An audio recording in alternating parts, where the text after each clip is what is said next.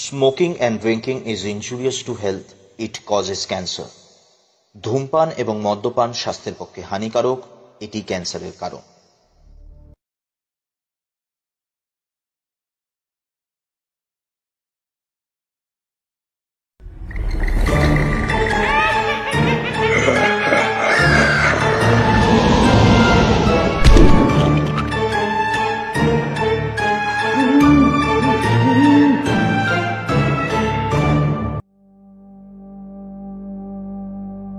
Hello বন্ধুরা, আমি প্রীতম রয়েছি তোমাদের সাথে।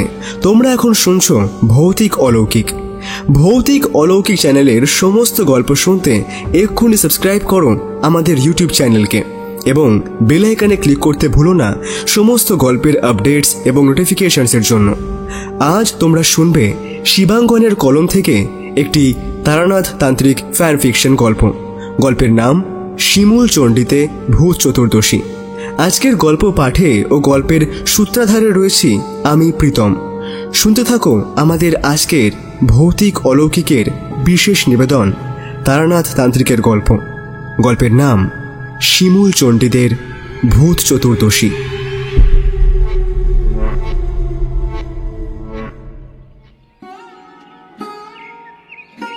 আগামীকাল কালী পুজো। আশ্বিন পার হয়ে সবে অগ্রহায়ণ পড়েছে। পুজো একটু পিছিয়ে পড়ার জন্য কালী পুজো এই বছর অঘ্রাণের 5 তারিখ। ভোর রাতের দিকে হালকা একটু হিমেল হাওয়া বইলেও দুপুরের দিকে গরমের প্রভাব এখনো বেশ আছে। গতকাল অফিস ফেরতা যখন কিশোরীর সঙ্গে দেখা হয়েছিল তখন দেখলাম ও নিজে হালকা ঠান্ডা লাগার শিকার। আসলে এই সময়টা বড্ড অদ্ভুত। গায়ে সোয়েটার চড়ালে সেটা অতিরিক্ত লাগে, আর না চড়ালে সেটা সাধ করে ঠান্ডা লাগাকে আমন্ত্রণ জানানো। তবে কিশোরীর অবস্থা দেখে আমার খুব একটা স্বস্তির মনে হলো না। ওর গলা খুসখুসে কাশিটা সবেমাত্র সূত্রপাত, কিন্তু এখনই ব্যবস্থা না নিলে বড়সড়ভাবে ওকে ভোগাতে পারে। তাই বাস স্ট্যান্ডে আর কথা না বাড়িয়ে ওকে তাড়াতাড়ি বাড়ি পাঠিয়ে দিলাম। কারণ আমাদের পরের দিন অর্থাৎ কালী পুজোর দিন ঠাকুরমশাইয়ের বাড়ি যাওয়ার পূর্ব পরিকল্পনা আগে থাকতেই করা ছিল। তাই ওকে বললাম, এই কিশোরী, তুমি কিন্তু এখন আর সময় নষ্ট করো না ভায়া। বাইরে বেশ হিম পড়ছে, এখন ঠান্ডা লেগে গেলে কিন্তু বেশ ভুগতে হবে। কিশোরী শুধু ঘাড় নেড়ে সম্মতি জানিয়ে চলে গেল, আর আমিও আমার বাড়ির পথে হাঁটা দিলাম। বলতে নেই, ভগবানের আশীর্বাদে আমি এখনো সম্পূর্ণ সুস্থ। ঋতু পরিবর্তনের এই ভূত তখনও আমার ঘাড়ে চাপতে পারেনি। তবে পুজোর পর থেকেই মায়ের হাতে তৈরি করা জ্যৈষ্ঠী মধু, বাসক, তুলসী এইসব দিয়ে বানানো একটা ঘরোয়া পথ্যই আমাকে রক্ষা করে চলেছে এখনো পর্যন্ত। আচ্ছা দাদা, একটু শুনবেন, একটা দরকার ছিল। একজন অচেনা ভদ্রলোকের গলা পেলাম ঠিক আমার পিছনের দিক থেকে। বুঝলাম কেউ আমাকে উদ্দেশ্য করে ডাকছেন। তাই থমকে দাঁড়িয়ে পড়ে পিছন ফিরে তাকিয়ে দেখার চেষ্টা করলাম কে ডাকছেন। হ্যাঁ, এই যে আমি আপনাকেই ডাকছিলাম, একটু দরকার আছে তাই জন্য। আমি দেখলাম একজন বছর 40-এর ভদ্রলোক দাঁড়িয়ে, পরনে পাঞ্জাবি, কোঁচা দিয়ে পরা ধুতি, আর হাতে একটা মস্ত বড় ব্যাগ। তবে তাতে খুব ভারী কিছু আছে বলে মনে হলো না। আর সত্যি বলতে কি, তিনি যে আমাকে উদ্দেশ্য করে ডাকছেন সেটাও বুঝতে অসুবিধা হলো না। কারণ সেই মুহূর্তে ওখানে আমি ভিন্ন আর কোনো মানুষ ছিল না যাকে উনি ডাকতে পারেন। তবু একরকম সৌজন্যের খাতিরেই আমি ওকে জিজ্ঞাসা করলাম, আমাকে ডাকছেন? হ্যাঁ, আপনাকেই। আসলে একটা ঠিকানা একটু জানার ছিল। আমি আসলে খুঁজছি পাঁচু গোপাল বন্দ্যোপাধ্যায়ের বাড়ি। আপনি যদি আমাকে একটু বলে দেন ওনার বাড়িটা ঠিক কোনখানে, তবে খুব উপকৃত হই। পাঁচু গোপাল বন্দ্যোপাধ্যায় অতি বৃদ্ধ একজন পুরোহিত। আমাদের পাড়ার দুর্গাপুজো এবং কালী পুজো উনিই করেন। সেই সুবাদে পাড়ার প্রত্যেকটি মানুষই ওকে বিলক্ষণ চেনে। তাই বললাম, হ্যাঁ হ্যাঁ, কেন বলে দেব না। ওই তো সামনের দিকে এগিয়ে গিয়ে ওই 3টে বাড়ি ছেড়ে 4 নম্বর দোতলা বাড়িটাই ওনার। দেখবেন বাইরে বাড়ির দেওয়ালে নাম লেখা আছে। আপনি আরেকটু এগিয়ে যান, ওনার বাড়ি খুঁজে পেতে কোনো অসুবিধা হবে না। অনেক ধন্যবাদ। আসলে আমি এখানে কাউকে চিনি না তো, তাই আপনাকে জিজ্ঞাসা করে নিলাম। আমি হেসে বললাম, আরে ঠিক আছে, হ্যাঁ হ্যাঁ ঠিক আছে ঠিক আছে, কোনো অসুবিধা নেই। তা আপনার বাড়ি কোথায়? আগে আমার বাড়ি সেই বসিরহাটের মল্লিকপুকুর এলাকায়। আমি এখন সেখান থেকেই আসছি। দেখুন না, তাই কত সন্ধ্যা হয়ে গেল। আমার নাম বৈদ্যনাথ মুখার্জি। ভেবেছিলাম বিকালের মধ্যে কলকাতা পৌঁছে যাব, অথচ দেখুন শিয়ালদা পৌঁছাতে এত দেরি হয়ে গেল যে বলার নয়। মাঝপথে ট্রেন নাকি খারাপ হয়ে গিয়ে প্রায় ঘন্টা 4 দাঁড়িয়ে রইল। এখন এই রাতের বেলায় কোনো মানুষের বাড়ি যাওয়া কি শোভনীয় বলুন? আরে না না, তাতে কি হয়েছে, কতই বা রাত হয়েছে এখন। কলকাতা এটা কোনো রাতই নয়। হ্যাঁ, তবে আজকে সামান্য হিম পড়ছে, তাই একটু বেশি রাত মনে হচ্ছে। আসলে শীতকালটা আসছে তো, তারই পূর্বাভাস। তবে আপনি কিছু মনে করবেন না, পুরোহিত মশাই এমনিতে জেগেই থাকেন। আসলে অনেকের ঠিকুচি কুষ্টি বিচার করেন তো, বেশ রাত অবধি ওনার কাছে লোকজন আসা যাওয়া করে। হ্যাঁ, তবে আজকে যদি ওনার কাছে সেইভাবে লোক না আসে, তাহলে হয়তো ভিতরের ঘরে চলে গেলেও যেতে পারেন। একা একাই ঠান্ডায় কি উনি বসে থাকবেন? ও আচ্ছা আচ্ছা, আপনি হিম পড়ে শীতের ভাবের কথা বলছেন। আমি তো ভাবলাম আপনি আজকে ভূত চতুর্দশী সেই ব্যাপারে বলছেন। তবে আমার ধারণা কলকাতার এদিকে লোকে ভূত টুত এত মানে না। তেনাদের যদি এখনো কোনো অবশেষ থাকে, তবে সে সেই গ্রাম বাংলার দিকেই। না না না না না, আমি কিন্তু আপনার এই কথাটা মানতে পারলাম না। ভূত প্রেত পিশাচ দানব সবাই যেমন ছিল তেমনই আছে, তবে গ্রাম বাংলার দিকে মানুষের জীবন অনেক সরল, আর এখানে মানুষের জীবনের গতি অনেক বেড়ে গিয়েছে। তাই মানুষজন আর এইসব ব্যাপার নিয়ে চর্চা করার সময়টা বেশি পায় না আর কি। আমরা নিজেরাই চর্চা না করে বলি ভূত প্রেত নাকি হারিয়ে গেছেন। তা আপনার ওনার কাছে আসার উদ্দেশ্যটা কি? ভবিষ্যৎ বিচার নাকি ভূত তাড়নের ব্যবস্থা করা, কোনটা? তা যা বলেছেন, শহরের মানুষজন এখন অনেক ব্যস্ত। আর আপনি ঠিকই ধরেছেন, আমার আসার উদ্দেশ্য ওই প্রথমটা। অনেক দিন আগে ওনার কাছে আমার জন্মছক করেছিলাম, আর এবার এসেছি তারই একটা বিশেষ প্রতিকারের জন্য। উনি ডেকেছেন আজকে, মানে এই ভূত চতুর্দশীর রাত্রে। বলেছেন আজ রাতে বিশেষ পুজোর মাধ্যমে উনি নাকি সেই সব গ্রহদোষ কাটিয়ে দেবেন। তো সেই ভরসা নিয়েই আসা, এবার দেখা যাক যা থাকে কপালে। সত্যি বলতে কি, আমার অফিসের কাজের চাপে একেবারেই মাথায় ছিল না যে আজকে ভূত চতুর্দশী। বাড়িতে গিয়ে পৌঁছালে নিশ্চয়ই 14 প্রদীপ দেওয়া দেখে মনে পড়ত। আর হঠাৎ সেই কথা মনে হতেই আমি আর বিশেষ কথা না বাড়িয়ে ওনাকে বললাম, ঠিক আছে বৈদ্যনাথ বাবু, আপনি তাহলে এগিয়ে যান, আমিও তাহলে যাই বাড়ির দিকে রওনা দিই। বাড়িতে গিয়ে টুকটাক কটা কাজ আছে। আমার কথা শুনে সেই ভদ্রলোকও হেসে বিদায় নিয়ে এগিয়ে গেলেন। ওর গন্তব্য খুব দূরে নয়, তবে আমার বাড়ি তার একটু আগে ডান দিকে একটা গলির ভিতরে ঢুকতে হবে। আমি তাড়াতাড়ি বাড়ির উদ্দেশ্যে পা বাড়াই। সকালে উঠে প্রতিদিনের কাজকর্ম মিটিয়ে সবে খবরের কাগজটা নিয়ে চেয়ারে বসেছি। কিশোরী আসলে চা খেয়ে বেরিয়ে পড়ব ঠাকুরমশাইয়ের বাড়ির উদ্দেশ্যে।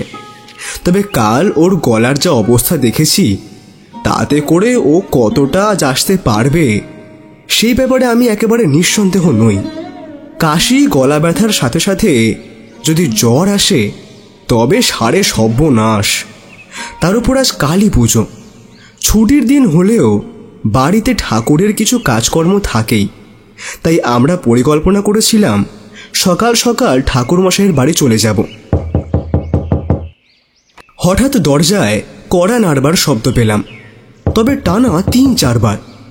মনে হলো যেই ভদ্রলোকটি কাজটি করেছেন যথেষ্ট তাড়াহুড়োর মধ্যে আছেন, আর কিশোরী তো কখনো এইভাবে কড়া নাড়ে না। তাই মনে মনে একটু বিরক্তি নিয়েই সাড়া দিলাম, আসছি। দরজা খুলে দেখি কিশোরী নয়, বরং অন্য একজন ভদ্রলোক দরজার সামনে দাঁড়িয়ে। আমি অবাক হয়ে জিজ্ঞাসা করলাম, আপনি আপনি কে? এ কি দাদা, আমায় চিনতে পারছেন না? কাল রাতে আপনার সাথে দেখা হলো, কথা হলো। আপনি তো আমাকে জ্যোতিষী পাঁচু গোপাল বাবুর বাড়িটা দেখিয়ে দিলেন। আমি সেই বৈদ্যনাথ মুখার্জি। আমার কাজ হয়ে গেছে, আমি বসিরহাট ফিরে যাচ্ছি। তাই ফিরে যাওয়ার মুহূর্তে একবার আপনার সঙ্গে দেখা করতে এলাম। হাজার হোক, আপনি আমাকে পুরোহিত মশাইয়ের বাড়িটা চিনতে সাহায্য করেছেন, তাই আপনাকে তো একটা ধন্যবাদ দিতেই হয়। আরে হ্যাঁ হ্যাঁ, আমি এবার চিনতে পেরেছি। আসলে গতকাল রাত্রে অন্ধকারের মধ্যে দেখেছি তো, তাই এখন ঠিক ঠাহর করতে পারছিলাম না। হ্যাঁ হ্যাঁ, আপনার সাথে তো কাল রাতেই কথা হলো আমার। তা আপনি কি কাল রাতে ওনার বাড়িতেই ছিলেন নাকি? হ্যাঁ, সে আর না থেকে উপায় কি বলুন। সারা রাত উনি ওনার ক্রিয়া করেছেন। কাজ মেটাতে মেটাতে প্রায় ভোর রাত হয়ে গেল। তাই ভাবলাম আর 2 ঘন্টা বসে তারপরে একেবারে বাড়ি ফিরব। আর যাওয়ার পথে অবশ্যই আপনাকে ধন্যবাদ দিয়ে যাব। আরে না না, এতে আবার ধন্যবাদের কি আছে? যাক, আপনার কাজ ঠিকঠাক মিটে গিয়েছে, এটাই তো অনেক। এক কাজ করুন না, আসুন না, ঘরের ভিতরে আসুন। সারা রাত তো জেগে 1 কাপ চা খেয়ে নেবেন। ওরে বাবা, না না, আর দেরি করা যাবে না। এখনই একটা ট্রেন আছে শিয়ালদা থেকে, ওটা ধরবো পরিকল্পনা নিয়েই এসেছি। ওটা যদি মিস হয় তবে সেই বিকেলে ট্রেন। বাড়ি পৌঁছাতে পৌঁছাতে অনেক রাত হয়ে যাবে। বুঝতেই পারছেন, কালী পুজোর দিন রাত করব না। যাই হোক, আমি এখন আসি। বৈদ্যনাথ মুখার্জি কথা বলার সাথে সাথেই ওর পিছনে কিশোরী এসে পৌঁছায়। যেহেতু বৈদ্যনাথ বাবুকে ও আগে দেখেনি, তাই খুব অবাক চোখে ওনার দিকে তাকিয়ে থাকলো সে। আর আমিও বৈদ্যনাথ বাবুকে বিদায় জানিয়ে কিশোরীর উদ্দেশ্যে বললাম, কি হে ভায়া, শরীর কেমন? গলা ব্যথা, কাশি এইসব আর বাড়েনি তো? কিশোরীকে দেখে বেশ তরতাজাই মনে হচ্ছিল, অর্থাৎ ওর গলা ব্যথার বাড়েনি। তবে একটা অস্বস্তি অবশ্যই রয়েছে। ও সেই ঘর ঘরে গলা নিয়ে জিজ্ঞাসা করলো, এই ভদ্রলোক কে? আগে তো এনাকে কখনো দেখিনি। আরে আমি কি ছাই দেখেছি নাকি? গতকাল রাত্রে আমার সঙ্গে প্রথম পরিচয়। এই পাড়াতেই একজন মানুষের বাড়িতে কাল এসেছিলেন। আমি শুধু ওনাকে বাড়ির পথটা দেখিয়ে দিই। ভদ্রলোক বসিরহাটে থাকেন, এই এখন ফিরে যাচ্ছেন। আর যাওয়ার সময় আমাকে কৃতজ্ঞতা জানিয়ে ধন্যবাদ বলতে এসেছিলেন। বাবা, বলো কি গো, এত সৌজন্যবোধ আজও মানুষের মধ্যে আছে? হ্যাঁ আছে তো, তবে হাতে গোনা কয়েকজন। আর তারই একটা জলজ্যান্ত উদাহরণ তোমার এই চোখের সামনে এক্ষুনি দেখতে পেলে। আমরা দুজনেই হো হো করে হেসে উঠলাম। তবে হাসি থামিয়ে কিশোরী আমায় যেটা বলল, তাতে আমি শুধু চমকেই উঠলাম না, রীতিমতো ভয়ও পেয়ে গেলাম। তবে তুমি যাই বলো ভাই, ভালো মানুষ হাতে গোনা 1-2 থাকেও আমাদের শহরে, কিন্তু বদমাইশ লোকেরও এখন অনেক আনাগোনা বেড়ে গিয়েছে। এই তো দেখো না, আমি তোমাদের পাড়ায় ঢুকতে ঢুকতেই একটা ভয়ঙ্কর খবর পেলাম। ভয়ঙ্কর খবর? কি বলো তো? আরে ওই যে তোমাদের পাড়া থেকে ঢুকে গিয়ে একজন পুরোহিত মশাই থাকেন, নাম পাঁচকড়ি বন্দ্যোপাধ্যায়। উনি তো কাল রাত্রে খুব নৃশংসভাবে খুন হয়েছেন। কেন, তুমি শোনোনি কিছু? পুরোহিত পাঁচকড়ি বন্দ্যোপাধ্যায় রাত্রে খুন হয়েছেন?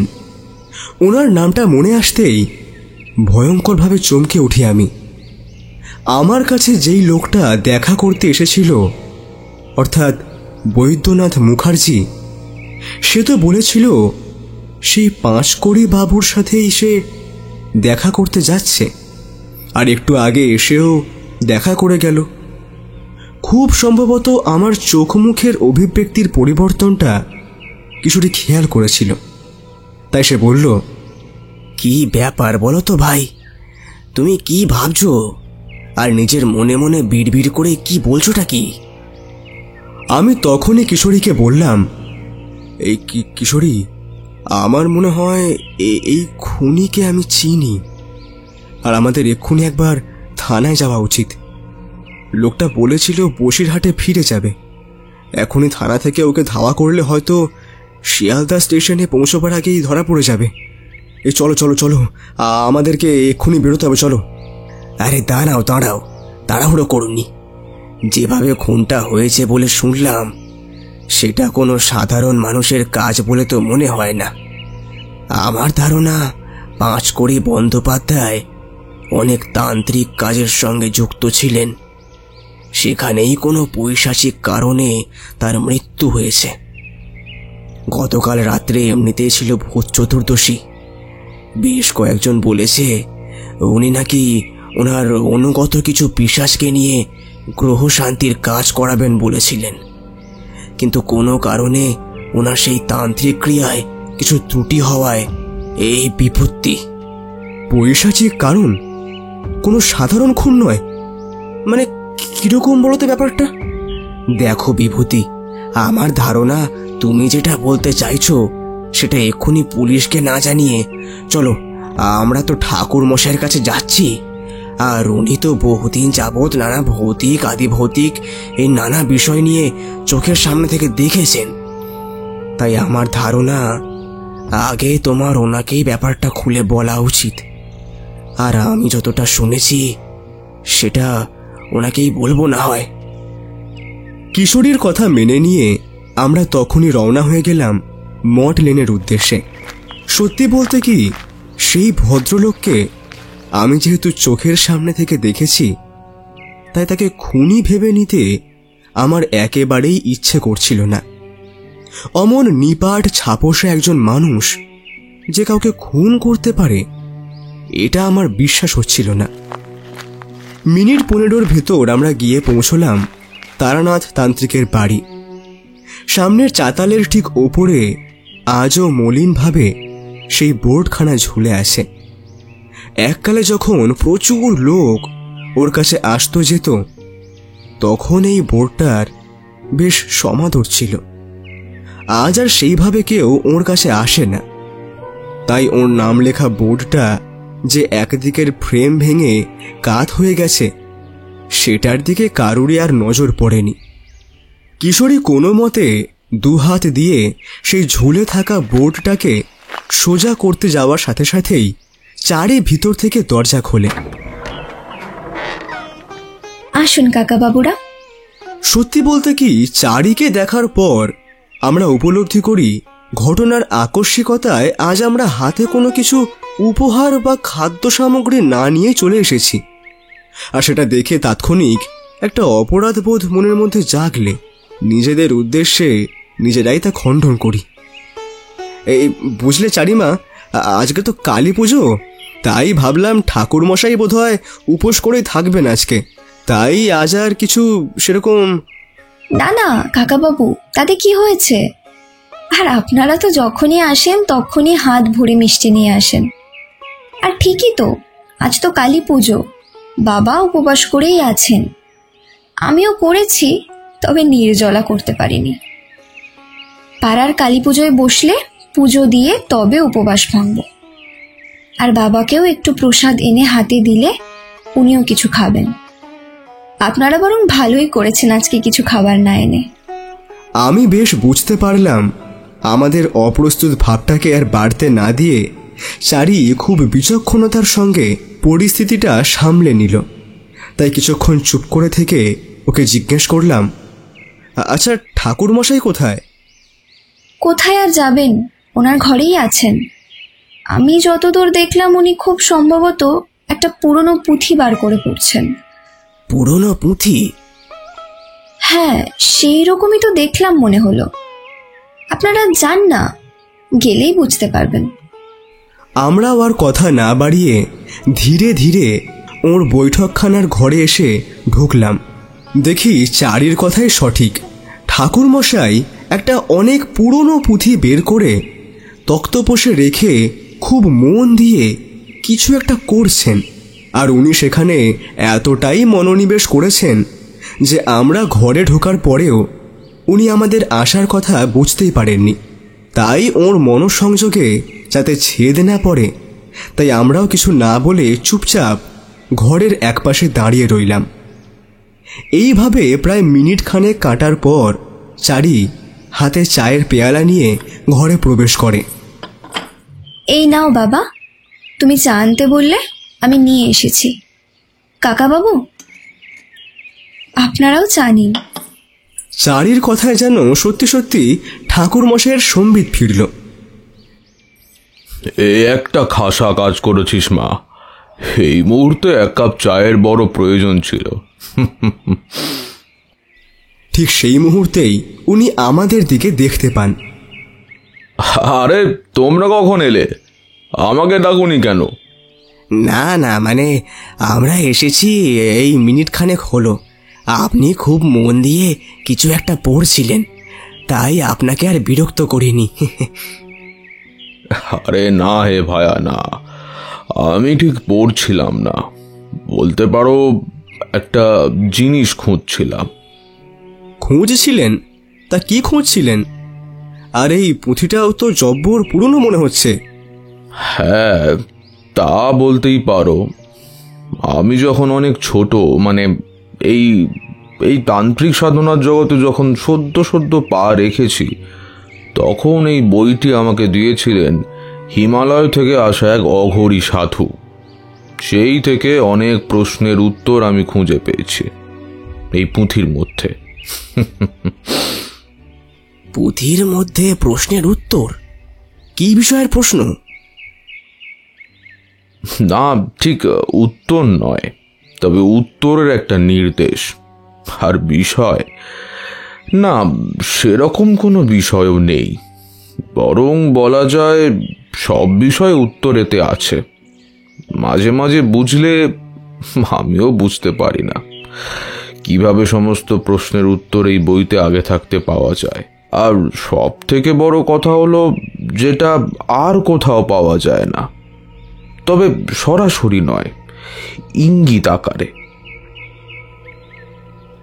মানে আমি ঠিক বুঝতে পারলাম না ব্যাপারটা, একটু যদি বুঝিয়ে বলেন।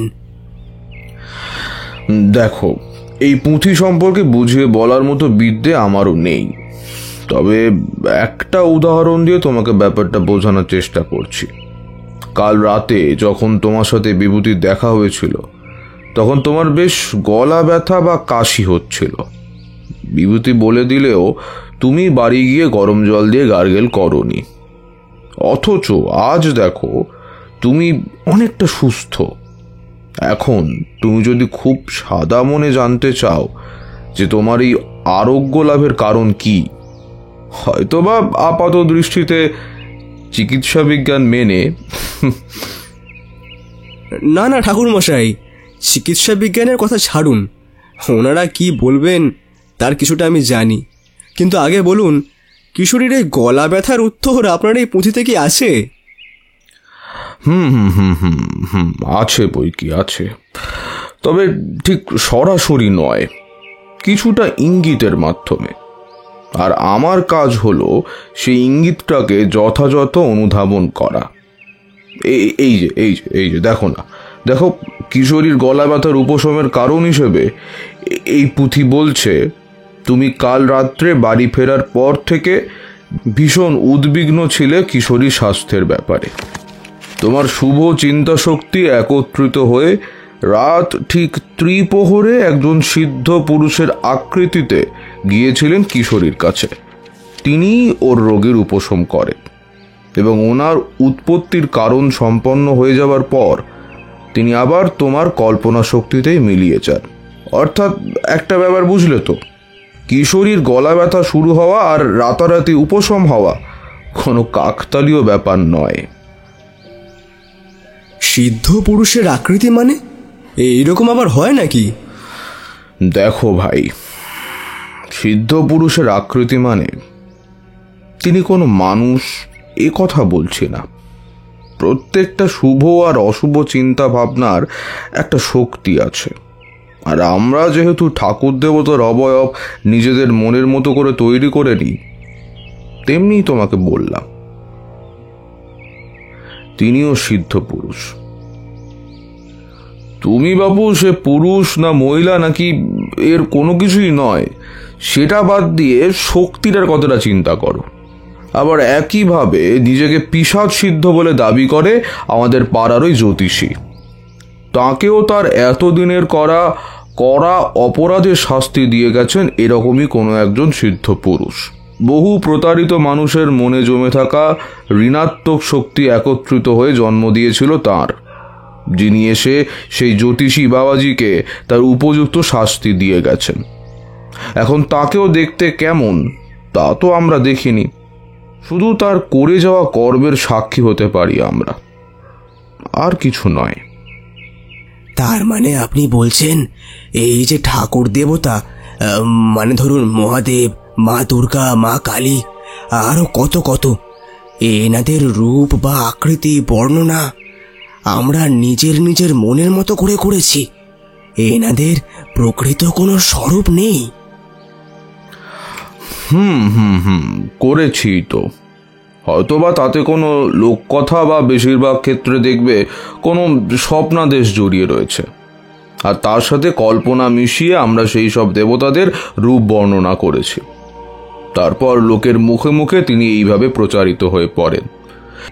বিশেষ করে গ্রামের দিকে গেলে তোমরা এরকম অনেক উপদেবতা বা উপদেবীর কথা জানতে পারবে যাদের তোমরা হয়তো কোনোদিন নামও শোনোনি, অথচ সেই স্থানে গেলে শুনবে সেই দেবতা সেই স্থানে তার মহিমার সাথে বিরাজ করছেন। তিনি ধনাত্মক বা ঋণাত্মক এই দুই ধরনেরই শক্তির পুঞ্জীভূত রূপ হতে পারেন। আচ্ছা, আপনি যে বললেন উপদেবতা, তিনি কেমন? তিনি কি তবে দেবতা নন? না, তারা দেবতা নন।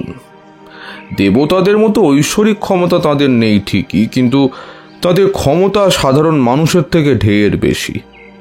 সাধারণত এনাদের পুজো পদ্ধতি একটু সরল, সহজে এনাদের তুষ্ট করা যায়, আর এনাদের কৃপা দৃষ্টি যার ওপর থাকে তাকে ছোঁয়ে কাজ সাধ্যি।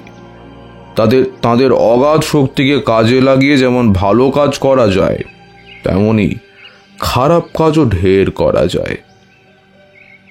হ্যাঁ, আমি এইরকম কিছু গল্প শুনেছি বটে, কিন্তু এতটা বিস্তারে জানি না।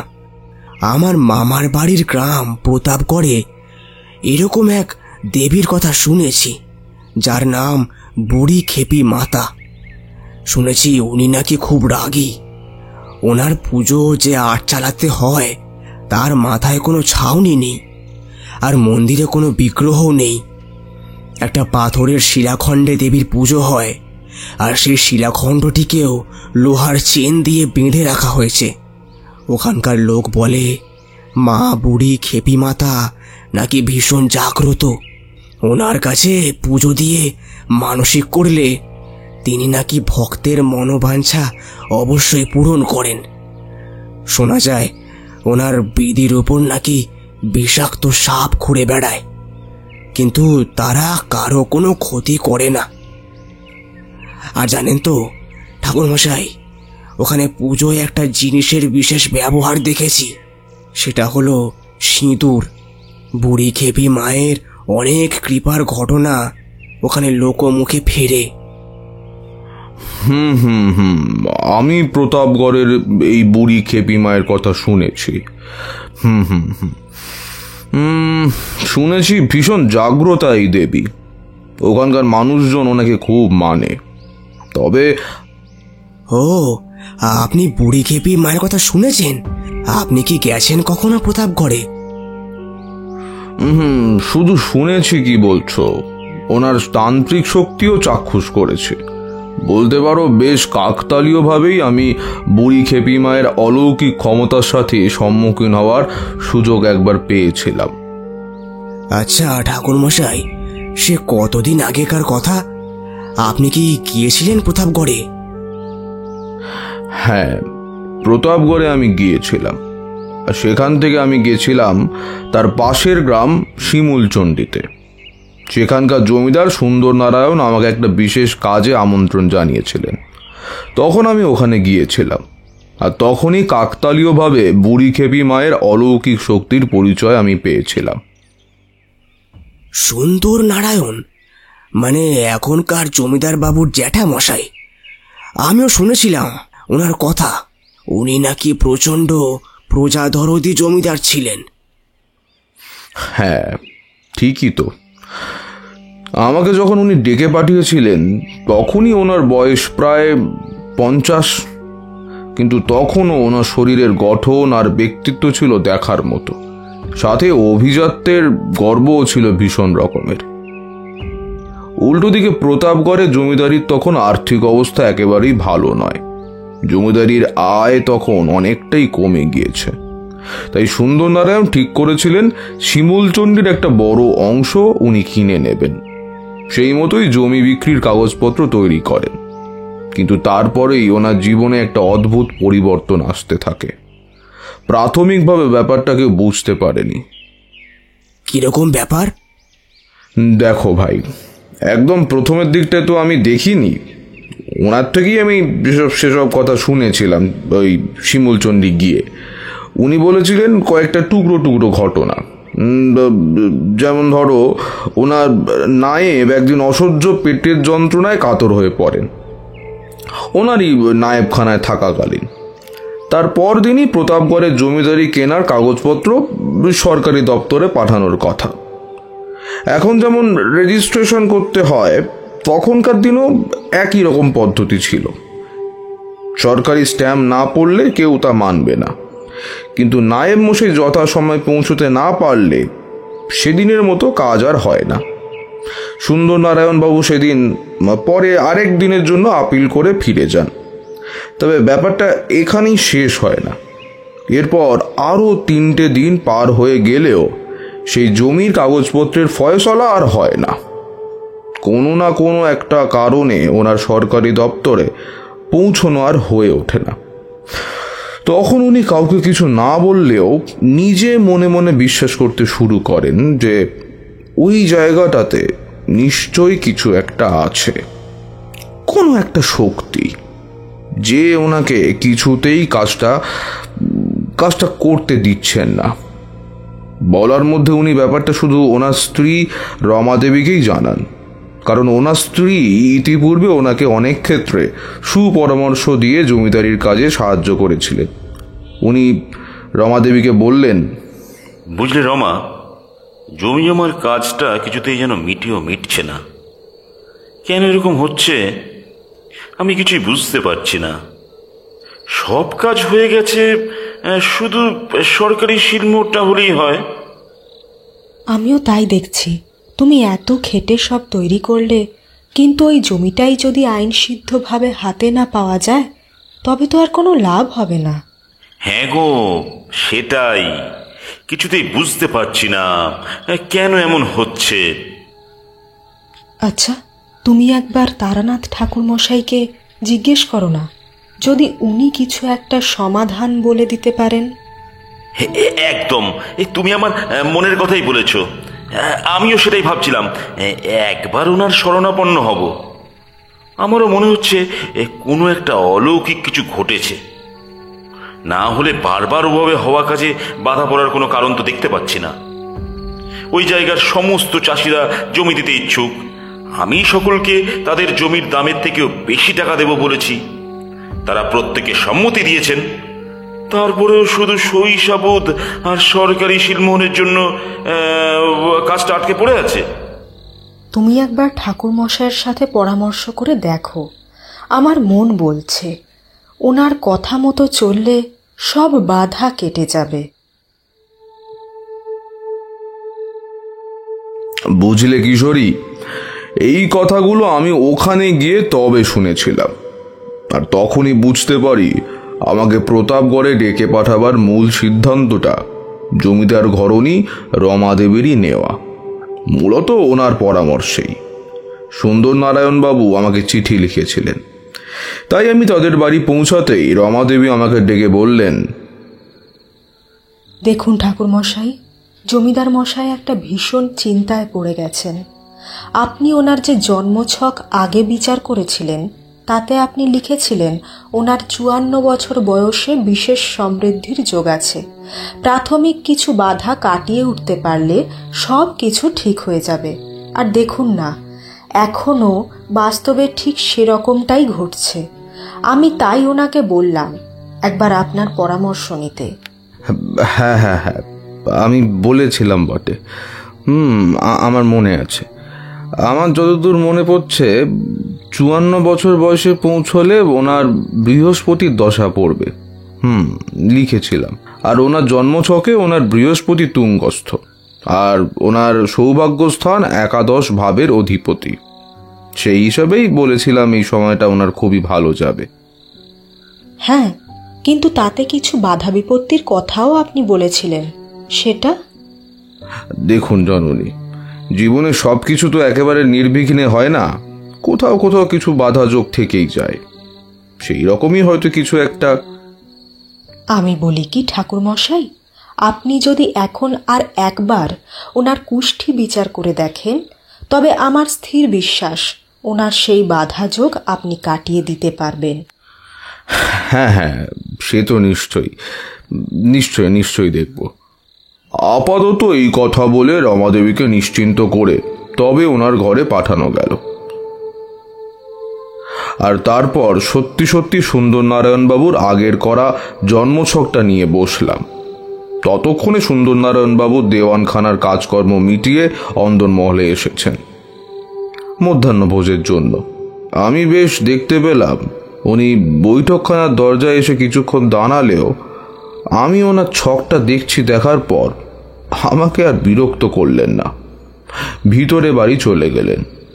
তবে যাবার আগে উনি নায়েব মশাইকে জিজ্ঞেস করে গেলেন, ঠাকুর মশাইয়ের খাবার দাবারের ব্যবস্থা হয়েছে তো?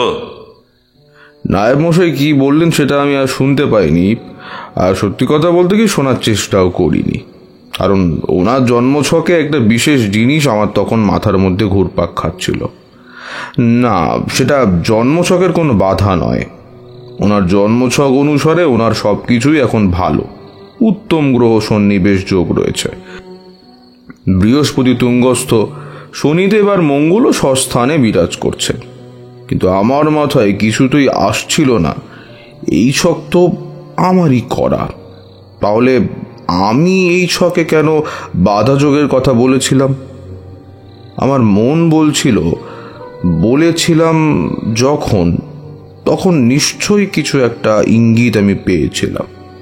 কিন্তু বিশ্বাস করো, সেই মুহূর্তে আমি কিছুতেই সেটা মনে করতে পারছিলাম না। আমার নিজের মনের দ্বন্দ্ব তখন আমাকে বেশ ভাবিয়ে তুলেছে। ঠিক সেই সময় বৈঠকখানায় প্রবেশ করলেন জমিদার সুন্দরনারায়ণবাবু, সাথে ওনার নায়েব মশাই। নমস্কার ঠাকুর মশাই। রমার কাছে শুনলাম আপনি সকালের দিকে এখানে এসে পৌঁছেছেন। আপনার এখানে আসতে কোনো অসুবিধা হয়নি তো? এভাবেই সামান্য কিছু কথা আর সৌজন্য বিনিময়ের পর উনি আসল কথা পারলেন। উনি বললেন, দেখুন ঠাকুর মশাই, আপনাকে তাহলে ব্যাপারটা খুলেই বলি। এখন জমিদারের আয় সেভাবে আর হয় না। তাই আমাদের পাশের গ্রাম শিমুলচণ্ডী থেকে প্রায় 10 একর 2 ফসলি ধান জমি আর 3 একর 1 ফসলি জমি আমি কিনেছি। ওখানকার জমিদার বা চাষি প্রত্যেককে তাদের ন্যায্য পাওনা আমি বুঝিয়ে দিয়েছি। আমাকে জমি বিক্রি করতে কারোর কোনো অমত নেই। এ তো খুব ভালো কথা। ভালো জমি পেলে চাষবাসের উন্নতি হবে, আর আপনার জমিদারির আয়ও বাড়বে। প্রজারাও বলছেন সম্মত। তাহলে অসুবিধা কোথায়? এখানেই তো অসুবিধা ঠাকুর মশাই। সব কাজ হয়েও হচ্ছে না। কিছু না কিছু একটা কারণে ওই জমির দলিলের সরকারি সিলমোহরটা এখনো পড়েনি। ফলে জমিটা আমি এখনো নিজের করে পাচ্ছি না। বারবার করে সরকারি দপ্তর থেকে দিন আনলেও কাজের কাজ হচ্ছে না। তখনই আমাকে রমা বলল, আপনি আগে বলেছিলেন আমার জন্মকালীন ভাগ্যছকে এই কিছু নাকি সামান্য বাধা যোগ আছে। আমাদের আপনার কাছে বিনীত অনুরোধ, আপনি সেই বাধা যোগ খুঁজে বার করে তার প্রতিকার আমাদের বলে দিন। বুঝতেই তো পারছেন, বয়স হয়েছে। এখন যদি মুকুন্দর জন্য কিছু করে যেতে না পারি, তাহলে ছেলেটার ভবিষ্যৎ জলে ভেসে যাবে। তাই আমরা এতটা উদ্বিগ্ন। আমার প্রতি জমিদার বাবুর আস্থা দেখে আবার নিজের খুব ভালো লাগলেও মনের ভিতরে কিছুটা সংকুচিত হয়ে পড়লাম। তার কারণ ওনার জন্মছকে আমার আগে বলা সেই বাধাযোগ আমি সেই মুহূর্তে খুঁজে পাচ্ছিলাম না। তাই পুরো ব্যাপারটাকে প্রথম থেকে ভেবে দেখার জন্য ওনাকে বললাম, আচ্ছা জমিদারবাবু, একটা একটা কথা বলার ছিল। বলছি, শিমুলচণ্ডী গ্রামের যে জায়গাটা আপনি কিনতে চলেছেন সেখানে একবার গিয়ে ব্যাপারটা দেখা যায়। তবে সেখানে যদি কিছু প্রতিকার প্রয়োজন হয় সেটার ব্যবস্থা করতে পারতাম। আপনি একদম আমার মনের কথাটা বলেছেন ঠাকুরমশাই। আমি মন থেকে চেয়েছিলাম আপনি যদি একবার নিজে যেতেন ওখানে, তবে খুব ভালো হতো। জমিদারবাবু সম্মতি পেয়ে আমারও খুব সুবিধা হলো। আমরা ঠিক করলাম পরদিন সকাল হলেই আমরা বের হয়ে পড়ব ওই শিমুলচণ্ডীর উদ্দেশ্যে। তো সেই মতোই আমি তাড়াতাড়ি শুতে চলে গেলাম। বৈঠকখানার পাশেই একটা ঘরে আমার ঘুমানোর ব্যবস্থা করেছিলেন ওরা। ছোট একটা পালঙ্কে সাদা মখমলের চাদর পাতা, পাশে কাঠের সুসজ্জিত তাকে রাতে খাওয়ার জন্য এক গ্লাস গরম দুধ রাখা। নায়েব মশাই আমাকে সব বুঝিয়ে দিচ্ছিলেন। তবে আমি নায়েব মশাইয়ের হাবভাব দেখে বুঝলাম উনি আমাকে এমন কিছু বলতে চাইছেন যা একটু নিরিবিলি ছাড়া বলা সম্ভব নয়। শেষ পর্যন্ত সুযোগ বুঝে উনি বললেন, ঠাকুর মশাই, একটা কথা বলবো? হ্যাঁ হ্যাঁ, বলুন না, বলুন, কি বলবেন? দেখুন, আমি জানি আপনি যখন এসে পড়েছেন তখন আপনি এই সমস্যার একটা সমাধান বের করবেনই। তবে আমার মনে হয়, আমি দেখলাম নায়েব মশাই কথা বলার সময় বেশ কিছুটা ইতস্তত করছেন। তাই ওনার মনে একটু সাহস জুগিয়ে বললাম, আরে বলুন না, বলুন বলুন, কি বলতে চান বলুন, নির্ভয়ে বলুন, নিঃসংকোচে বলুন।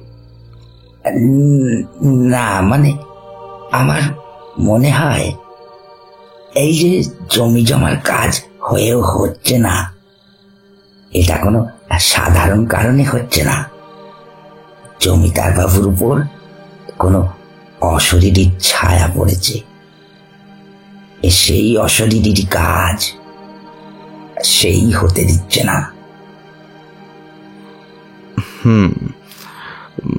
আমি আপনার কথা অস্বীকার করছি না, এরকম হতে পারে, কিন্তু ওনাকে দেখে আমার একবারও মনে হয়নি যে ওনার ওপর কোনো অশরীরী ছায়া রয়েছে। ওনাকে আমি আগেও দেখেছি, সেই একই রকমই মনে হলো।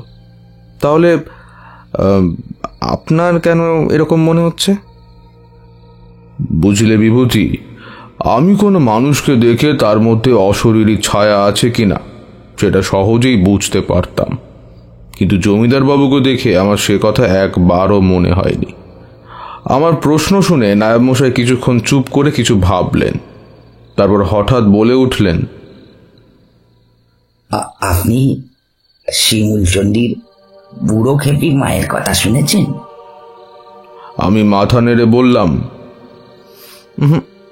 না, তা আমি শুনিনি। কিন্তু হঠাৎ করে এই কথা কেন বললেন? আপনি কি কিছু? নায়েব মশাই এবার অদ্ভুত একটা কাণ্ড ঘটালেন। হঠাৎ করে নিজের দুহাতে নিজেরই দুটো কান মুলে কপালে হাত দুটো ঠেকিয়ে প্রণাম করলেন। আমি বুঝতে পারলাম ওনার মনে সেই গ্রাম্য দেবী সম্পর্কে অগাধ ভক্তিভাব রয়েছে। আর আমার কথার কোনো উত্তর না করে উনি মাথায় হাত ঠুকতে ঠুকতেই ঘর থেকে বেরিয়ে গেলেন। আমি বুঝলাম উনি কিছু একটা বলতে চাইছিলেন, কিন্তু কোনোভাবে ওনার মনে বুড়ি খেপি মায়ের কথা আসতেই উনি সেটা ভাবতে ভাবতে বেরিয়ে গেলেন। আমিও বুড়ি খেপি মায়ের কথা ভাবতে ভাবতেই শুতে চলে যাই। সকাল থেকে পথশ্রমে ভীষণ ক্লান্ত থাকায় শোয়ার সাথে সাথে ঘুমিয়েও পড়ি। আর আমার সেই ঘুমের মধ্যেই আমাকে দর্শন দেন এক দিব্য নারী। বুড়ি খেপি মা? দেখো, সে কথা আমি আজও জানি না, শুধু জানি সেই নারী কোনো স্বর্গীয় দেবী ছিলেন না। তবে তার মধ্যে অতিলৌকিক ক্ষমতা যে ছিল সে নিদর্শন আমি পেয়েছিলাম। আমি এর আগে মধুসুন্দরী দেবীর সাক্ষাৎ দর্শন লাভ করেছিলাম। এই ক্ষেত্রেও আমি যে দিব্য নারীকে স্বপ্নে দেখি তিনিও একই রকম। তার গায়ে ছিল উজ্জ্বল মণিমাণিক্য খচিত স্বর্ণালঙ্কার, হাতে চওড়া মানতাসা, গলায় 7 নড়ি হার, নাকে স্ফটিকের নাকছাবি, আর দেবীর গায়ের রং ছিল যেন যেন গলানো সোনা। তবে একটা ব্যাপার আমার সেদিন খুব অদ্ভুত মনে হয়েছিল। দেবীর মাথার চুল ছিল খোলা, আর সারা মাথায় সিঁদুর ছড়ানো। সেই সিঁদুরের কারণে ওনার মাথার চুল প্রায় টকটকে লাল হয়েছিল, আর তাতে কিঞ্চিত জটাও আমি দেখতে পেয়েছিলাম। এ তাহলে কোন দেবী ঠাকুর মশাই? এইরকম কোনো দেবীর বর্ণনা তো আমি শুনিনি। কি ভাই বিভূতি, এই তুমি শুনেছ নাকি? আমিও এরকম কোনো দেবীর কথা কোনোদিন শুনিনি। তাই এপাশ ওপাশ মাথা নাড়তেই ঠাকুরমশাই বলে উঠলেন, সেটাই স্বাভাবিক। তবে জানো তো, পরে শিমুলচণ্ডী পৌঁছে জানতে পারি এই দেবী মা বুড়ি খেপি। সেও এক ভারী অদ্ভুত ব্যাপার। যাই হোক, যে কথা বলছিলাম, সেই দেবী স্বপ্নে দেখা দিয়ে আমাকে বললেন, তারানাথ, তুমি প্রতাপগড় কেন এসেছ তাকে তুমি জানো? আমি সেই দেবীকে প্রণাম জানালাম। তারপরে করজোরে বললাম, মা, আমি এখানে নিজের ইচ্ছায় আসিনি। এখানকার জমিদারবাবু আমাকে ডেকে পাঠিয়েছিলেন কোনো একটা বিশেষ প্রয়োজনে, সেই জন্যই। শোনো তারানাথ, আমি তোমাকে একটা কথা বলি। তুমি কাল শিমুলচণ্ডী যাচ্ছ তো? ওখানে তোমার সাথে এমন একজনের দেখা হবে যার প্রকৃত স্বরূপ তুমি বুঝতে পারলেও সুন্দর নারায়ণ বুঝতে পারবে না। সে ক্ষমতা ওর নেই। ও তোমাকে একটা কাজের নির্দেশ দেবে, আর ওই নির্দেশ যতক্ষণ না মান্য হবে ততক্ষণ জমিদারের কোনো কাজ সম্পন্ন হবে না। তাই সেই নির্দেশ বুঝে জমিদারকে তোমাকেই সঠিক পথ বলে দিতে হবে। কথাটা মনে থাকবে তো তারানাথ? না হলে ওর মনে জমে থাকা লোভ অনর্থ করে বসবে। আমি চমকে উঠলাম। এ কোন নির্দেশের কথা বলছেন মা? আর আমি সেটা বুঝতে পারবো, কিন্তু জমিদার বাবু বুঝতে পারবেন না, এই কথাটির মানে কি? যাই হোক, আমার কথার কোনো উত্তর সেই মুহূর্তে সেই দেবী দিলেন না। শুধু মৃদু হেসে বললেন, কথাটা মনে থাকে যেন। একবার তুমি যদি সেই নির্দেশ ভুল করে ফেলো, তারপর মাথা খুঁড়ে ফেললেও আর তুমি সেই রহস্য সমাধান করতে পারবে না। আর জমিদারের জন্মছকে যতই ভালো গ্রহ সন্নিবেশ থাকুক, ওর কাজও হবে না। এই পর্যন্ত বলার পর সেই দেবী অন্তর্হিত হয়ে গেলেন, আর আমিও চমকে ঘুম থেকে উঠে বসলাম। আমি কিছুতেই বুঝতে পারছিলাম না দেবী কি বলতে চাইলেন। যাই হোক, দেখি বাইরে তখন ঘনঘোর অন্ধকার। জানলা দিয়ে দেখতে পেলাম কৃষ্ণ ত্রয়োদশীর ক্ষীণ চন্দ্রদেব সেই শেষ রাতে পূব আকাশে উঠেছেন। বুঝলাম আর বাকি রাতটুকু ঘুম আসবে না, তাই বিছানার ওপর বসেই ইষ্ট নাম জপ করতে লাগলাম। তারপর কখন যে ভোর রাতে ঘুমিয়ে পড়েছিলাম খেয়াল নেই। সকালে আমার ঘুম ভাঙল নায়েব মশাইয়ের ডাকে। ঘুম থেকে উঠতে এতটা দেরি হয়ে যাওয়ার জন্য নিজেরই মনে মনে একটা সংকোচ বোধ হচ্ছিল। আমি জানতাম জমিদার বাড়ির পাশ দিয়ে একটা নদী আছে। আমি আগে যখন এসেছিলাম তখন সেই নদীর ধারে গিয়েছিলাম। তাই নায়েব মশাইকে বললাম, আমি এখন কিছু খাবো না, আর আমি নদী থেকে স্নান সেরে এক্ষুনি আসছি। নায়েব মশাই কিছু একটা বলতে যাচ্ছিলেন, কিন্তু ওনার কথাকে গুরুত্ব না দিয়ে আমি বেরিয়ে গেলাম নদীর উদ্দেশ্যে। আমার যেন মন বলছিল নদীর ধারে আমার জন্য কেউ অপেক্ষা করে আছেন। তিনি যেন আমাকে ডাকছেন, মানে ওই নদীর ধারে যাওয়ার জন্য। যাই হোক, আমি আর কথা না বাড়িয়ে এগিয়ে গেলাম নদীর দিকে। দেখো, যদি তাই হতো তবে তো সেই দেবী ওনার কথা আমাকে স্বপ্নেই বলে দিতে পারতেন, কিন্তু তিনি তো তা বলেননি। বরং বলেছিলেন কেউ একজন আমাকে কি করতে হবে সেটা বলে দেবেন। তাই বলতে পারো আমি সেই নির্দেশের আশাতেই এগিয়ে গেলাম নদীর দিকে। তখন নদীর পাড়ে হালকা হালকা হাওয়া বইছিল। আশ্বিন শেষ হয়ে হেমন্তর প্রাকৃতিক পরিবেশ বেশ মনোরম। তাই একবার ইচ্ছা হলো ওখানে দাঁড়িয়ে কিছুক্ষণ সময় কাটানোর, কিন্তু সে উপায় নেই। আমাদের শিমুলচণ্ডী বেরোতে হবে। জমিদার সুন্দর নারায়ণ বাবু আমার জন্য অপেক্ষা করে থাকবেন। এইসব ভেবে নদীতে কয়েকটা ডুব দিয়ে উঠে আসতে যাব, ঠিক এরকম সময় নদীর পাড়ে একটা দৃশ্য দেখে আমি স্তম্ভিত হয়ে গেলাম। কয়েকটা সামান্য নেড়ি কুকুর সেখানে খেলা করছিল। ব্যাপারটা খুবই সামান্য, কিন্তু কিছুক্ষণ লক্ষ্য করার পর আমি ওদের ব্যবহারে একটা অদ্ভুত জিনিস দেখতে পেলাম।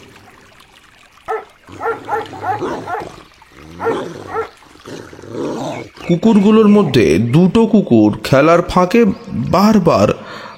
বারবার করে পূর্ব দিকের একটা বট গাছ বরাবর ছুটে কয়েক পা ওপরে উঠে যাচ্ছিল।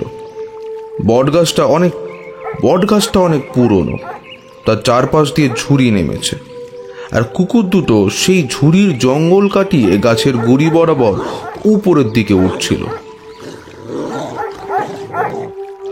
উপরে কিছু একটা দেখে চিৎকার করছিল। আমার মনে হয়েছিল গাছের ওপর কোনো কোটরে কোনো নেউল বা ভামবিড়াল হয়তো লুকিয়ে রয়েছে, আর সেটাকে দেখতে পেয়েই কুকুর দুটো ওইভাবে চিৎকার করছে। যাই হোক, আর দেরি না করে আমি উঠে এলাম। জমিদার বাড়ি পৌঁছতেই দেখি জমিদার সুন্দর নারায়ণ বাবু আমার জন্য অপেক্ষা করছেন, আর উনি একেবারে প্রস্তুত হয়েই এসেছেন। আমি ওনার কাছে আর সামান্য কিছু সময় চেয়ে নিয়ে নিজে তৈরি হতে চলে গেলাম। আসলে ওখানে গিয়ে থেকে আমাদের সাথে যা যা ঘটে তাতে আর ওনার মাথায় ঠিক ছিল না।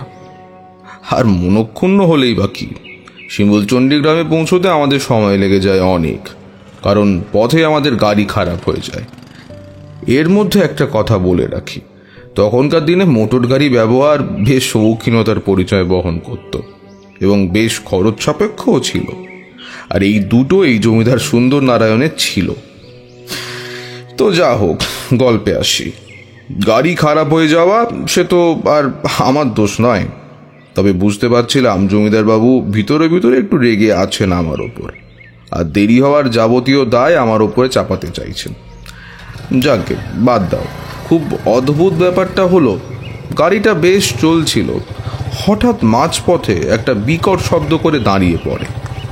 গাড়ির চালক গাড়ি থেকে নেমে অনেক খোঁজাখুঁজি করলেও গাড়িটার বিকল হওয়ার কারণ কোনো কারণই খুঁজে পাওয়া গেল না, তিনি পেলেন না। তবে আমি বেশ বুঝতে পেরেছিলাম এটা কোনো স্বাভাবিক কারণে হয়নি, কারণ সেই ড্রাইভার যখন গাড়িটার বনেট খুলে কলকবজা পরিদর্শন করছিলেন, তখন আমি তার উপর একটা হাতের ছাপ দেখতে পেয়েছিলাম। কোনো এক মহিলার হাতের ছাপ ছিল সেটা, আর তার চারপাশে কিছু গুঁড়ো লাল সিঁদুর পড়েছিল। তখন ব্যাপারটা বুঝে নিতে অসুবিধা হলো না, এ সেই দেবীর কাজ যাকে আমি গতকাল রাত্রে স্বপ্নে দেখেছিলাম। তাই সহজেই বুঝলাম যান্ত্রিক গোলযোগ সারিয়ে নিয়ে গাড়ি চালাবার মতো পরিস্থিতি এক্ষুনি তৈরি হবে না। তাই জমিদার বাবুকে বললাম, আচ্ছা, এখান থেকে আপনি যে জায়গায় যেতে চান সেটা কত দূর জমিদার বাবু? খুব বেশি দূর নয়, প্রায় এসেই গেছি বলতে পারেন। পা চালিয়ে গেলে বড়জোর আর মিনিট 10। এরপর বলতে পারো আমার ইচ্ছাতেই আমরা আর গাড়ির জন্য অপেক্ষা না করে হেঁটেই সে পথে এগিয়ে গেলাম।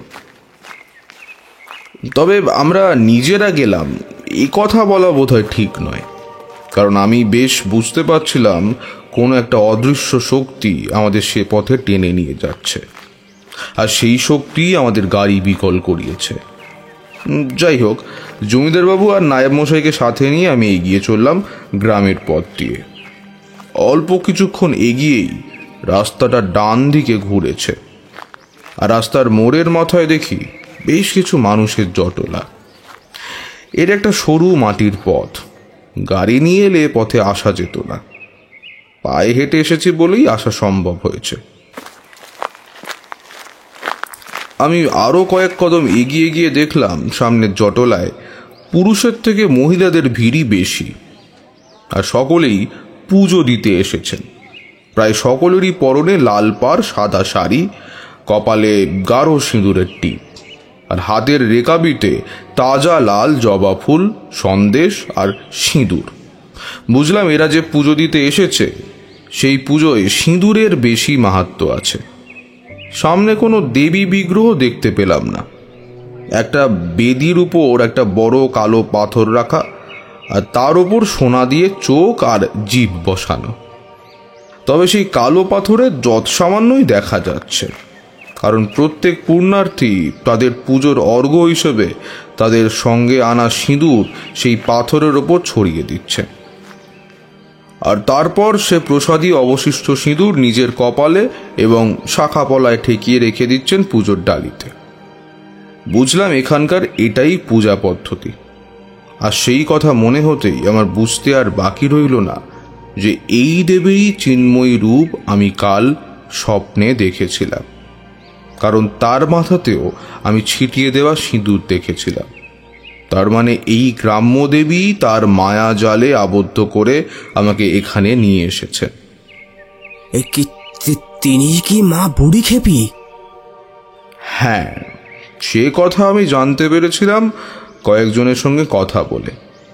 তবে ওই ঠাকুরের থানে পৌঁছাবার পর থেকেই আমি নায়েব মশাইয়ের মধ্যে একটা পরিবর্তন দেখতে পেয়েছিলাম। উনি যে এই মা বুড়ি খেপিকে যথেষ্ট মানেন তা আমি আগেই জানতাম। তাই ওনার কাছে গিয়ে বললাম, মায়ের বেদিতে একবার প্রণাম করার ব্যবস্থা করতে পারেন কি? আমি মায়ের বেদিতে প্রণাম করতে চাই জানতে পেরে উনি যার পর নয় খুশি হলেন, আর সঙ্গে সঙ্গে এগিয়ে গিয়ে ওখানকার পুরোহিত মশাইয়ের সাথে কথা বলে হাসি মুখে আমার কাছে এগিয়ে এলেন। জমিদার বাবুর থেকে কয়েক মুহূর্ত সময় চেয়ে নিয়ে আমি এগিয়ে গেলাম সেই বেদির দিকে। আর আমি সেখানে গিয়ে পৌঁছতেই ওখানকার পুরোহিত মশাই সাদরে আমাকে সম্ভাষণ করলেন।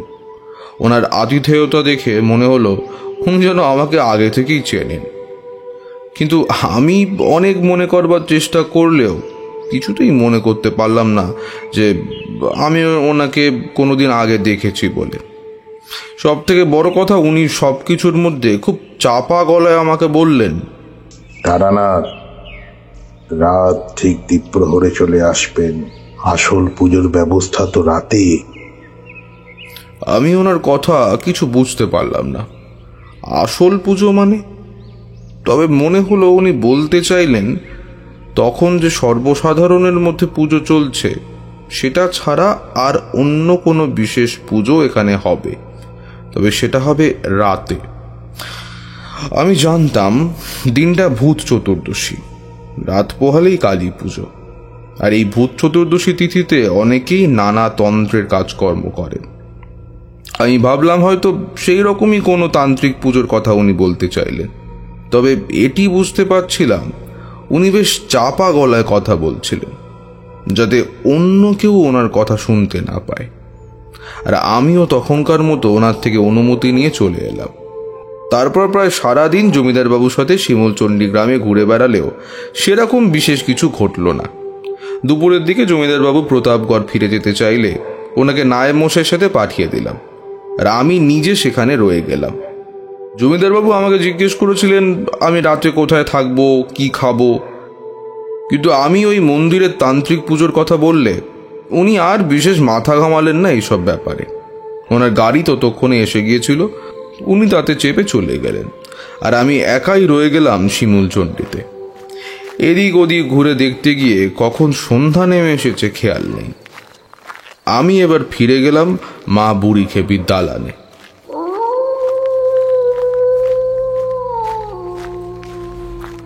তখন চত্বর প্রায় ফাঁকা, তবে দেখলাম সেই পুরোহিত একটা ধুনি জ্বালিয়ে সেই বেদির সামনে বসে ধ্যান করছেন।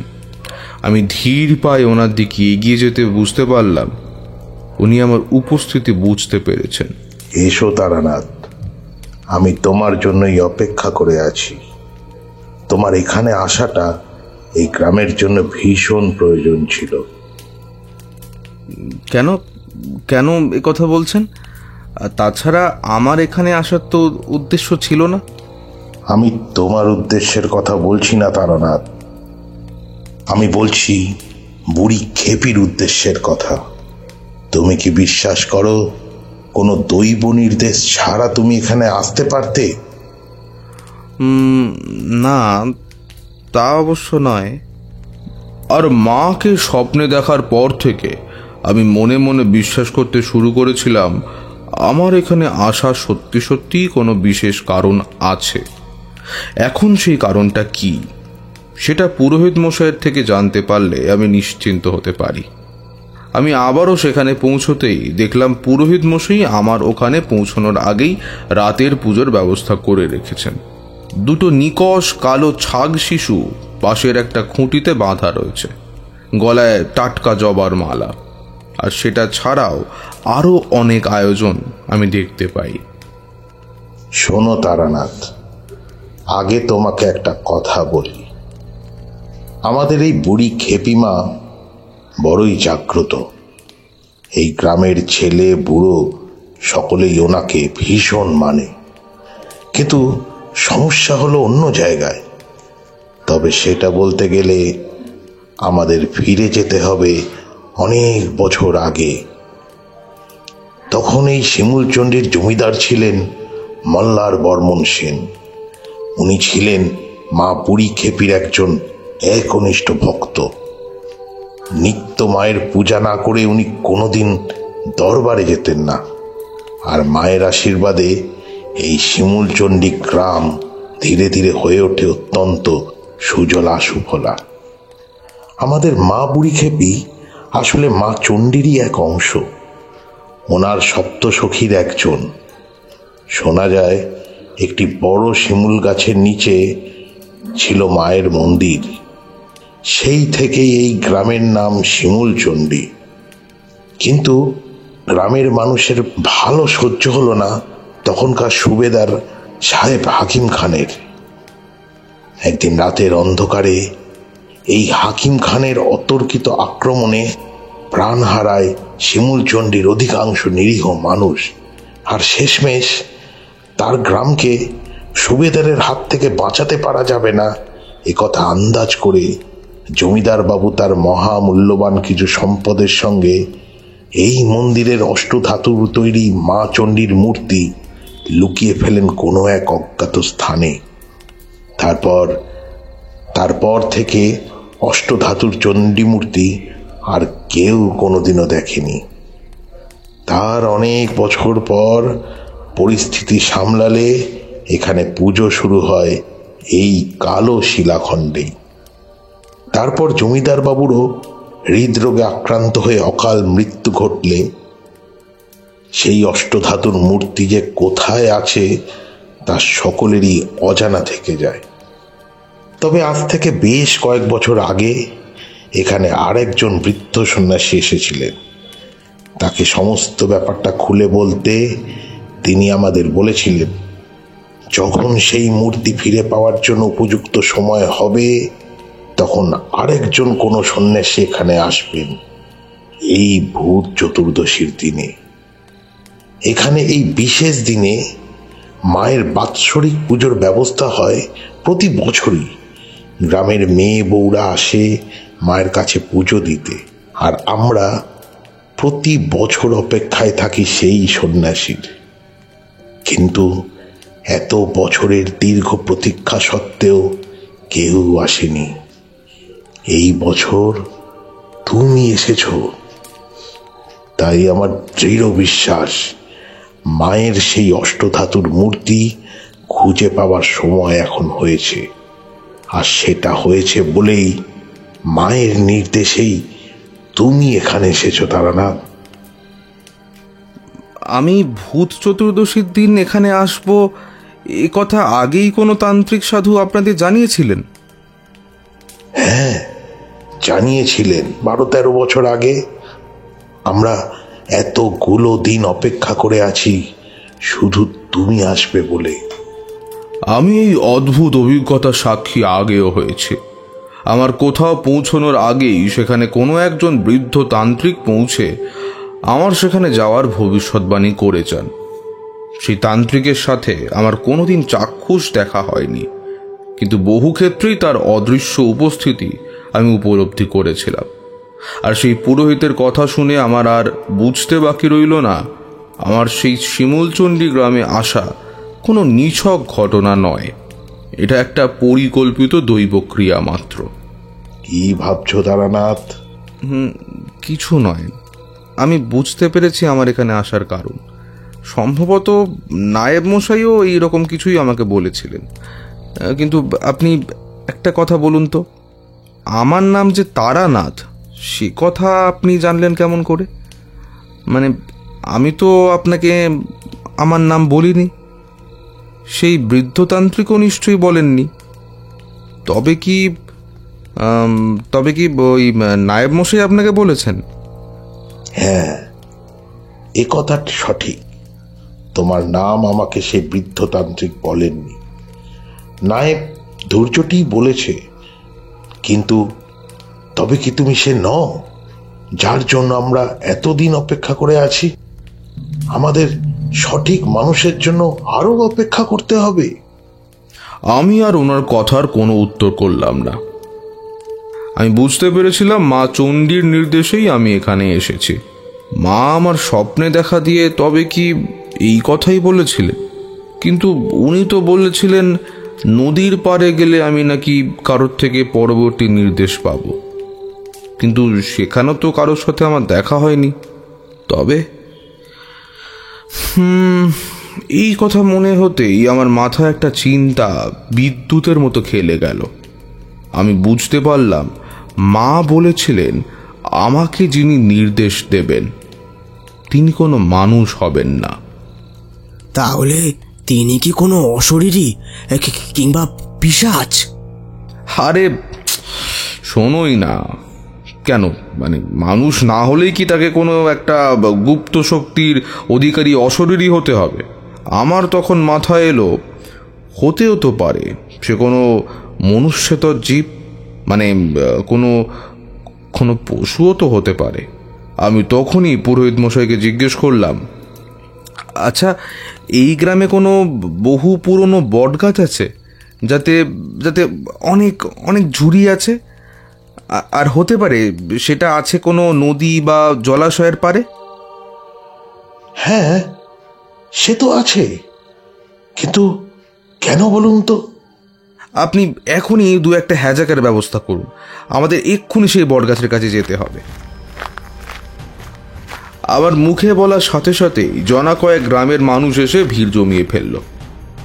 ওরাও ততক্ষণে বুঝতে পেরেছে যে আমি ওদের জন্য কিছু করতে চলেছি।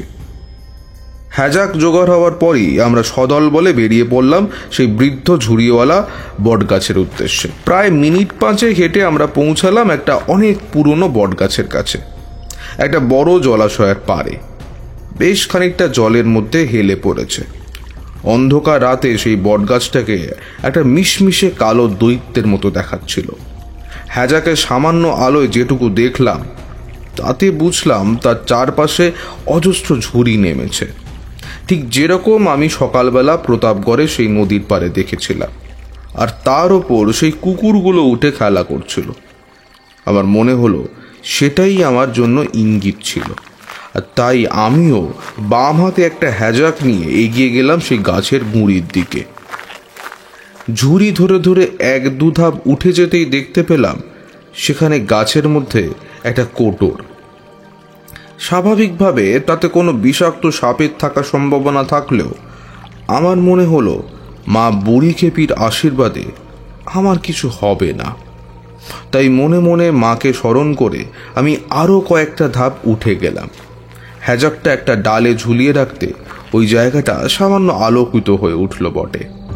আর সেই আলোতেই আমি দেখতে পেলাম সেই কোটরের মধ্যে শুকনো লতা পাতার মধ্যে একটা লাল শালুতে মোড়া কিছু একটা রয়েছে। আমি বুঝলাম এটাই সেই বস্তু যার জন্য আমার এখানে আসা। আমি খুব সাবধানে সেই লাল শালুর মোড়াটা নিয়ে নেমে এলাম। নেমে এসে দেখি ততক্ষণে প্রায় 100-200 লোক সেই গাছের তলায় জমা হয়েছে।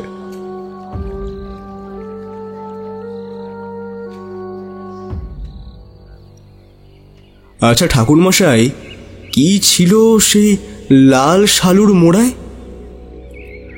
সেই মোড়া খুলে প্রথম যেটা বের হয় সেটা হলো অপেক্ষাকৃত ছোট আর একটা মখমলের বটুয়া, যার ভেতরে ঠিক গুনে গুনে 100টা সোনার মুদ্রা আমি পেলাম।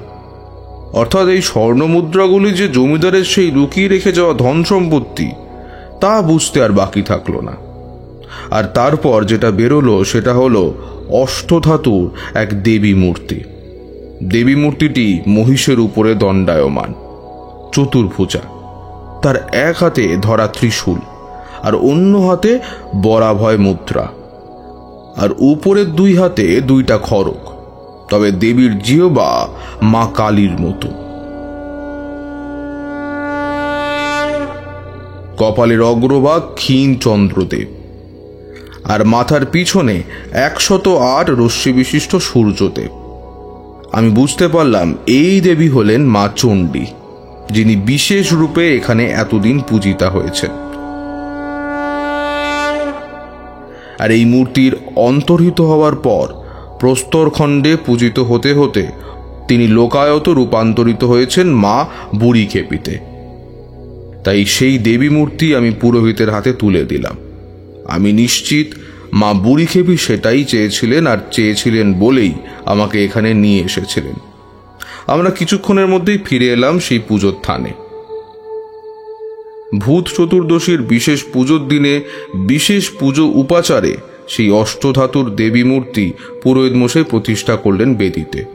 তারপর বলিদান সহ সারা রাত মায়ের পূজা হলো। আগামীকাল কালী পুজো। তবে এখানকার এতদিনের রীতি অনুসারে ভূত চতুর্দশী তিথিতেই মায়ের বিশেষ পুজো হয়। আর এই বছরে মা বুড়ি খেপির এতদিনের হারানো মূর্তি খুঁজে পাওয়ার জন্য গ্রামবাসীদের মধ্যে একটা আনন্দের ঢেউ খেলে গেল। সারা গ্রাম এসে ভেঙে পড়ল সেই চাতালে। এক অপূর্ব দৃশ্য। কয়েকশো মশালের আলোয় চারিদিকে একেবারে আলোয় আলোকিত হয়ে উঠল। গ্রামবাসীদের মুখ চোখ দেখেই বোঝা যাচ্ছিল ওনারা আন্তরিকভাবে আনন্দিত হয়েছেন।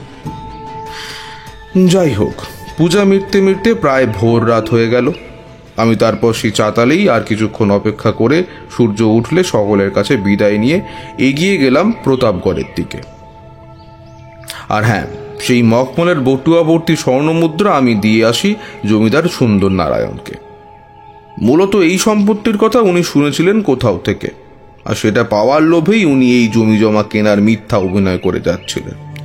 তবে পুরো ঘটনাটা শুনে উনি নিজের ভুল বুঝতে পারেন, আর পরবর্তীকালে উনি সেই টাকায় ওই শিমুলচণ্ডী গ্রামেরই প্রভূত উন্নতি করেছিলেন। ওখানকার অবৈতনিক স্কুল, হাসপাতাল সবকিছুই তৈরি হয় ওই স্বর্ণমুদ্রা থেকেই। আর হ্যাঁ, এরপর জমিদার সুন্দর নারায়ণের জমি জমার কাজ মিটে যেতে আর সময় লাগেনি।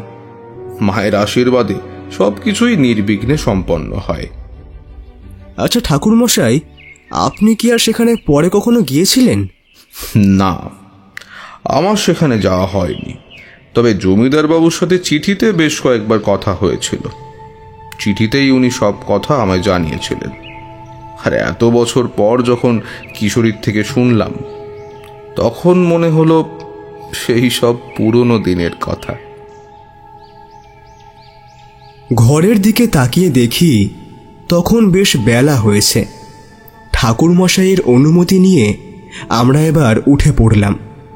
কালী পূজার দিন ছুটি হলেও টুকটাক কিছু কাজ থেকেই যায়। তাছাড়া রাত্রে পুজো মণ্ডপে যেতে হবে, তাই ঠাকুরমশাইয়ের থেকে বিদায় নিয়ে আমরা এগিয়ে গেলাম বাড়ির দিকে। আর দেখলাম ঠাকুরমশাই জানালা দিয়ে বাইরে তাকিয়ে রয়েছেন। মনে হলো উনি গভীরভাবে কিছু একটা ভাবছেন। বুঝতে পারলাম উনি হয়তো আবার পৌঁছে গিয়েছেন ওনার ফেলে আসা অনেক বছর আগের সেই শিমুলচণ্ডী গ্রামে, মা বুড়ি খেপির থানে। সেদিনের মতো হয়তো আজও মা চণ্ডী ওনার জন্য কিছু কাজ নির্দিষ্ট করে রেখেছেন, যা শুধু আদ্যাশক্তি মহামায়া আর তার ভক্তই জানে। ওনাদের দুজনের মধ্যে প্রবেশ করার সামর্থ্য কারোর নেই। এটাই তো একজন ভক্তের ভক্তির জোর।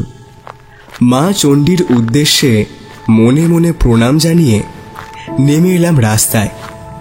আবার পরে কোনোদিন আসা যাবে ঠাকুরমশাইয়ের কাছে গল্প শোনার লোভে। আপাতত বিদায়।